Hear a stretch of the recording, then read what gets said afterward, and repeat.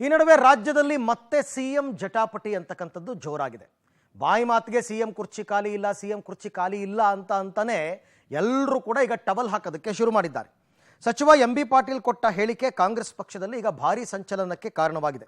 ಕಾಂಗ್ರೆಸ್ನಲ್ಲಿ ಸಿಎಂ ಬದಲಾವಣೆ ಇಲ್ಲ, ಒಂದು ವೇಳೆ ಬದಲಾಗೋದಾದರೆ ವಿಜಯಪುರದಿಂದ ನಾನು ಸಿಎಂ ಆಗ್ತೀನಿ ಅಂತ ಎಂಬಿ ಪಾಟೀಲ್ ನೀಡಿದ್ದ ಹೇಳಿಕೆಗೆ ಸಚಿವ ಶಿವಾನಂದ ಪಾಟೀಲ್ ತಿರುಗೇಟು ಕೊಟ್ಟಿದ್ದಾರೆ. ಕಾಂಗ್ರೆಸ್ ಪಕ್ಷದಲ್ಲಿ ಮುಖ್ಯಮಂತ್ರಿ ಸ್ಥಾನ ಖಾಲಿ ಇಲ್ಲ, ಈಗ ಸಿದ್ದರಾಮಯ್ಯ ಮುಖ್ಯಮಂತ್ರಿ ಆಗಿದ್ದಾರೆ. ಒಂದು ವೇಳೆ ಅಂತಹ ಪರಿಸ್ಥಿತಿ ಬಂದರೆ ಎಂಬಿ ಪಾಟೀಲ್ಗಿಂತಲೂ ಹಿರಿಯರು ಪಕ್ಷದಲ್ಲಿದ್ದಾರೆ. ಸೀನಿಯರ್ಸ್ ಬಳಿಕವಷ್ಟೇ ಎಂಬಿ ಪಾಟೀಲ್ ಸರದಿ ಅಂತ ಕಾಲೆಳೆದಿದ್ದಾರೆ. ಇನ್ನೊಂದು ಕಡೆ ಸಚಿವ ಸತೀಶ್ ಜಾರಕಿಹೊಳಿ ಪರ ಮುಂದಿನ ಸಿಎಂ ಅಭಿಯಾನ ಜೋರಾಗಿದೆ. ಸತೀಶ್ ಜಾರಕಿಹೊಳಿ ಮುಂದಿನ ಸಿಎಂ ಅಂತ ಅಭಿಮಾನಿಗಳು ಪೋಸ್ಟರ್ಗಳನ್ನು ಹರಿಬಿಟ್ಟಿದ್ದಾರೆ. ಮುಖ್ಯಮಂತ್ರಿ ಬದಲಾವಣೆ ಪ್ರಶ್ನೆ ಬರೋದಲ್ಲ. ಸಿದ್ದರಾಮಯ್ಯ ಅವರು ಮುಖ್ಯಮಂತ್ರಿ ಆಗಿದ್ದಾರೆ, ಇರ್ತಾರೆ, ಮುಂದೇನು ವರಿತಾರೆ. ಮುಖ್ಯಮಂತ್ರಿ ಆಗುವಂಥದ್ದು ಸೀನಿಯರಿಟಿ ಜೂನಿಯರಿಟಿ ಬರೋದಿಲ್ಲ.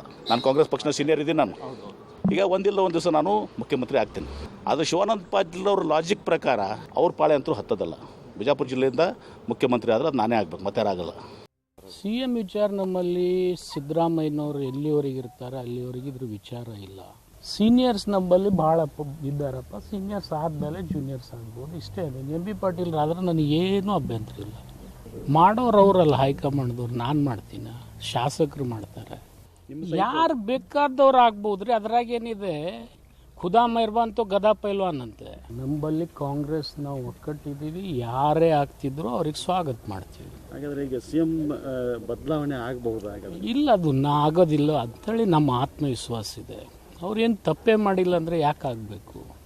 ಇಲ್ಲ, ನಾವೆಲ್ಲಿ ಕ್ಲೇಮ್ ಮಾಡಿಲ್ಲ. ಯಾರು ಸೀನಿಯರ್ ಜೂನಿಯರ್ ಪ್ರಶ್ನೆ ಇಲ್ಲ. ಇದರಲ್ಲಿ ನಾವು ಗುದ್ದಾಟ ಕುಸ್ತಿ ಮಾಡೋದು ಅನವಶ್ಯಕ. ಈಗ ಎಲ್ಲರೂ ಹೇಳಿದಾರಲ್ಲ, ನಮಗೂ ಆಸೆ ಇದೆ, ಮುಂದೆ ಆಗಬೇಕು, ಆಗ್ತೀವಿ, ನಾವು ಸೀನಿಯರ್ ಕೇಳ್ತಾರೆ.